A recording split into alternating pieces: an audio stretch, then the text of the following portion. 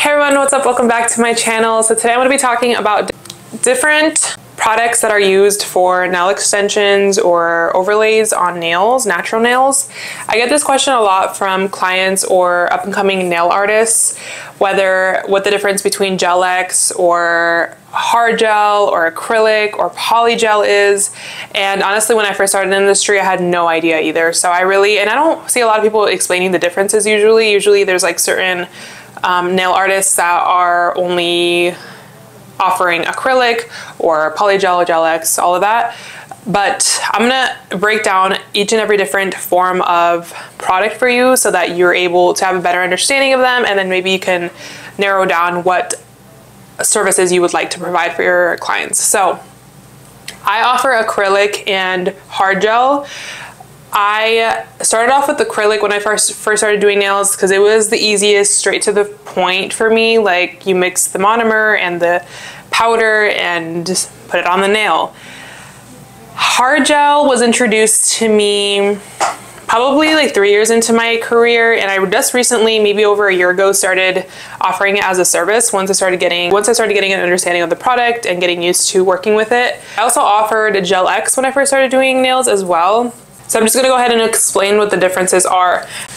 So for acrylic, powder and liquid is needed, obviously. So you would go in and put your monomer into a dampen dish, which they have various types out there in the market, but I like to buy one with a lid on it just because to be able to close it every time I finish my uses. A question that I used to ask myself was if it was sanitary to be using old monomer for other clients. For example, that dampen dish, because it does have a lot of monomer in it.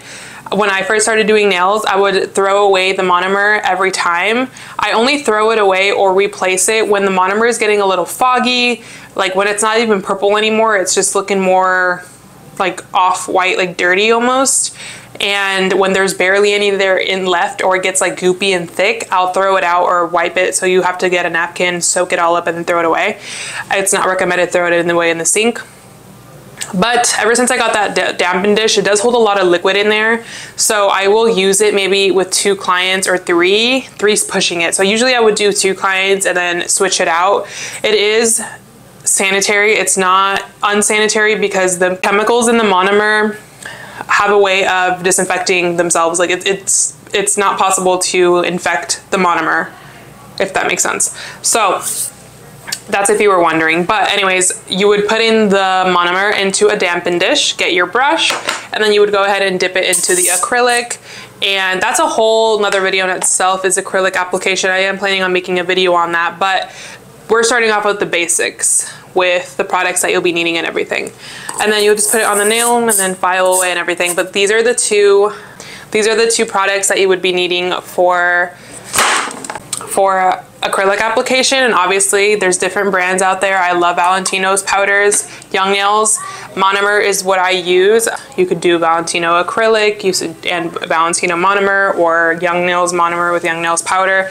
I've come to find out that they work great either way. So that's another thing with acrylic, is you can mix certain monomers and powders together. For the most part, they'll all work, but not all the time. So you kind of have to, like, if it's a certain brand, I would look into their information and see if they're able to be mixed with other products. Another thing with acrylic is you can run with the problem of running into MMA. So MMA, and then there's EMA.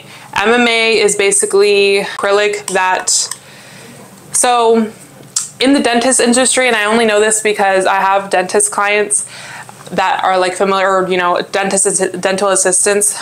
There is an acrylic that is used in the dental industry that is made for like crowning and everything, and it's also being sold in the nail industry, lower markets. It's called MMA. MMA is not the stuff that you should be looking for. I would not suggest you buy acrylic from Amazon or from brands that look a little sketchy, because you can run with the risk of running into MMA, and MMA is not, it's just not it, girl. You should not be messing with it. It's basically what chop shops tend to use. It's dental acrylic, so it's not meant to be going on your fingers. It can cause allergies immediately.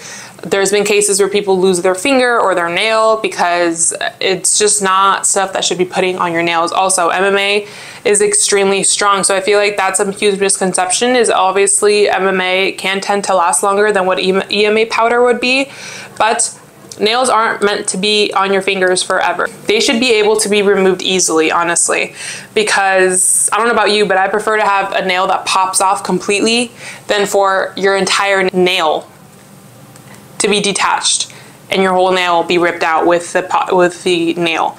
That's why a lot of people run into that issue with MMA powder. If you bonk your nail and your whole nail gets ripped out, it should not be that easy to rip out your whole nail bed. So that is one indication. Another indication is if the acrylic will start to yellow easily. That's a red flag about it being MMA. Another one is if, I don't know if some of you remove your nails, but another indication would be if you go to like a chop shop and they rather rip off the nail, like when they get a nail and pop it off, rather than soaking it off. That's a red flag for MMA powder because they don't want to sit there. MMA powder takes hours to soak off and scrape. I have a video, hopefully, I think I still have it in my camera roll. I'll insert it here. When I worked at my other salon before, I had a client come in. This is when I took foreign removals. This is why I don't remove nails from other people anymore. I started soaking off this woman's nails and her nails were so sticky. It was just not it, girl. Just not good for your health in general. So definitely do your research and get EMA powder. EMA. MMA is bad. So that is acrylic, and that is the process of applying acrylic nails. Also, you would do like a nail, let me show you. So with acrylic nails, half cover nail tips are needed, right? So these are half cover nail tips, which is like what your basic nail tip would look like, half cover. So it covers half of the nail, which is why they're called half cover nail tips. It'll cover half of your nail bed, just on the tip, and then you'll grab your acrylic and then put it over. So you'll glue the tip on there and then put acrylic over it and build on top of it. So that is the process for acrylic nails. I will go into depth in another video about, you know, beginners on application and everything for acrylic, but I'm just trying to tell you the differences between all of them right now. So let's go ahead and move on to the next one. The next one would be hard gel, which is the other service that I offer. Structure gel could also be referred to as hard gels, structure gels, builder gels, or strong gels. So that's another thing too, is structure gels. I call them structure gels because this is what the brand that I use calls them, right? So structure gels can come in bottles or they can come in pods. So that was the thing that would confuse me when I first started getting into it, because I would find gels that were called builder gel, but it would be in like a pod, or builder gel in a bottle, structure gel in a bottle, hard gel in a bottle, or pod. It's just a personal preference. If you like to use a brush with applying gel, which you would just have to test out both methods, you would get a brush and then, you know, do the swiping, and then I could do another video on that too, on how to apply, but I'm just telling you the differences between them right now. So this is a pod. I use the brand for my hard gels. I use the brand Iglor & Co. This brand is my ultimate favorite for hard gels. They have amazing, amazing coverage. They have great colors, natural colors. Something's really important to me is that because I use hard gels over natural nail, so that's another thing. With hard gels, most people use them over natural nails. So if people want, like, for example, I offer hard gel manicures. I don't do tips on them. I would do the hard gel over their natural nail to strengthen the nail. I don't offer regular gel manicures anymore, just because they're just not as sturdy. The nails tend to bend or chip towards the corners. Hard gel prevents all that chipping. Hard gel adds strength to the nail so that it stays, you know, stiff and it won't be bending like when you're moving around or whatever. And it also makes the gel polish application so smooth. It makes it look extremely professional, basically. When you see those pictures on Instagram or anything that looks like a manicure, but it looks super high quality. I'll insert a picture here of what I'm talking about. I did this recently, and the base that I used, this is on my sister-in-law's natural nail. It was hard gel. And then I just painted over it. It just makes the nail look super smooth and put together. When I discovered this, I was done for. I personally like applying it straight from the bottle. It's just a brush. It's like gel polish. So this brand sells them in bottles like this, or you can buy the refill bottles and fill in the pods and then use brushes. I've never used the pods. I bought them to see if I would like the pod method more. The pods, I've also seen people use structure gel over extensions, meaning the half cover tips I just show you, but they, you know, instead of doing acrylic, they do a bunch of gel over it. I like to just stick with hard gel manicures. There are some people who offer hard gel extensions, which the pod would come in more in handy because you're able to get way more product at once than to be building it slowly through a nail polish brush bottle. Again, preferences, but because I only offer hard gel manicures, the bottle works fine for me. Again, I will be making a separate video on application, but right now I'm just showing you the difference between the products.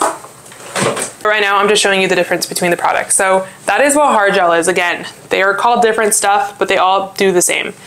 And it's basically just you're able to build the product up on the nail and create that structure that you would need. So that is the second service I use. Again, no tips needed for that. You can use tips. It's going to be more product buildup. The next would be polygel, acrogel, and tube gel. I don't have these. I don't use these.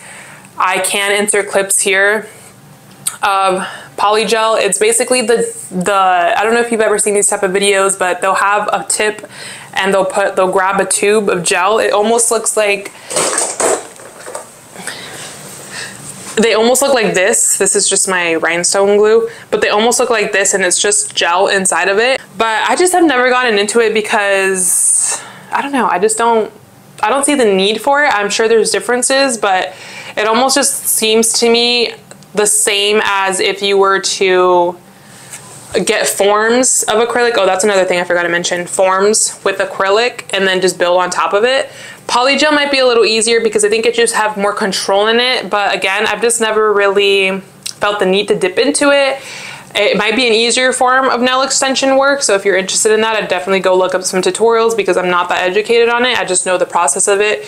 And it's just, again, it's just a different type of gel that you would just apply differently, if that makes sense. So that is polygel. Again, it's also called acrogel and tube gel. Again, not too familiar with that, but that's how you would apply it. I'm gonna go a couple steps back because I totally forgot to mention this step because I don't use it often. For acrylic, the first one we were talking about, the way you're able to apply it is with those half cover tips that I showed you, or forms. So these are forms. They're stickers basically that you will form onto your nail. Can you tell I've never used these? It's literally a brand new pack of forms. I was curious onto trying it. Maybe still will eventually, but you basically just grab a sticker. I'll just show you for the video. It looks like this. It's just, I didn't start off doing nails this way, so I'm not used to doing them this way. But it's basically acrylic. You would still use the same products that I showed you with the monomer and the powder, but you would just not do tips, the half cover tips I showed you. You would form them on a form like this. So you would just stick them on. There's a certain way on how to apply forms. Again, I'm not a professional in it, so I definitely wouldn't listen to myself. But again, it's just all personal preference. The application that you prefer is all personal preference. This is how you would do it for the most part. And then you would put acrylic on top and form it. Here's a side view of it. You would just grab your acrylic and then put it on top and it would form a nail without the tip. So people like it because it doesn't involve plastic in it. People say they don't pop off. People say they don't pop off as easy because it's not like a plastic tip holding it in place. Honestly, it's all personal preference. People like the idea of the acrylic just laying on their nail and it just being acrylic. People like the way it's formed. You can make more of a C-curve shape with the forms, meaning when a nail is looking like this, if you ever, I'll insert pictures here, C-curve and then not C-curve. I do non-C-curve nails. I'm not a fan of the C-curve look, but with forms, again, you can really get a pinched look, which I'll insert here. This pinched look you can achieve with a form. Well, you really wouldn't be able to do that with a tip. So it's all preference. It depends on what you prefer.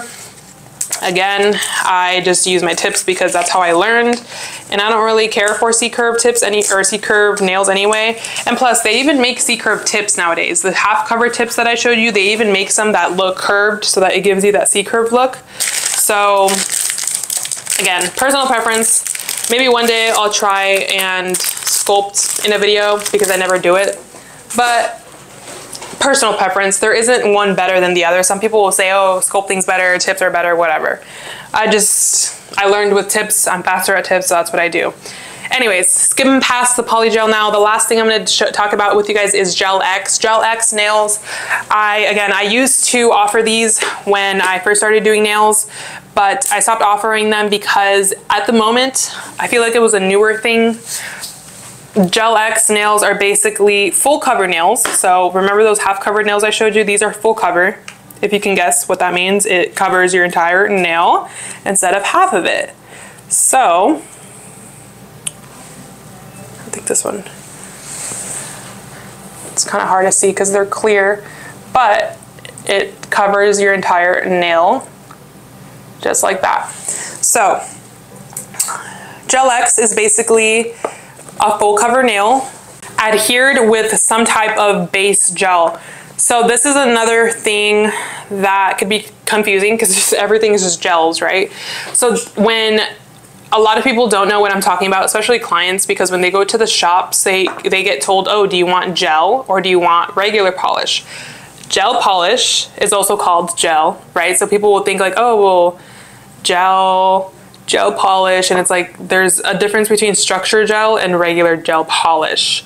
So it's always really good to make that clearer to clients is there's gel polish, the color, and then there's hard gel for structure. So that's the difference. So Gel X is adhered. I use the Bonding Base by Agalore. It's the same brand that I use for my hard gels, but you would basically grab your tip.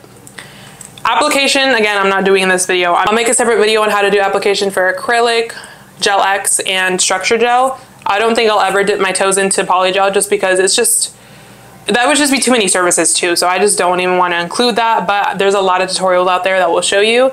But I will make another video on how to show you how to apply Gel X. But I'm just trying to show you the product. So you would basically adhere a full cover tip with a bonding gel, and then you would just, it's basically like press-ons, but it's adhered way better than what a press-on would be. So you would adhere it with the gel, and then your tip is on there, and you would just paint over it with gel polish. So I'm going like this because this is my gel polish.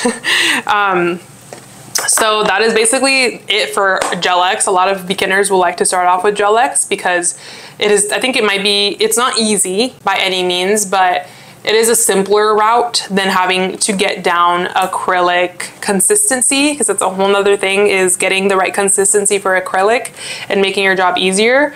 But with Gel X, it's just quicker because you just glue on the nail. You just have to master that, gluing on the nail with no air bubbles, and then you just paint over it. Any designs, any colors.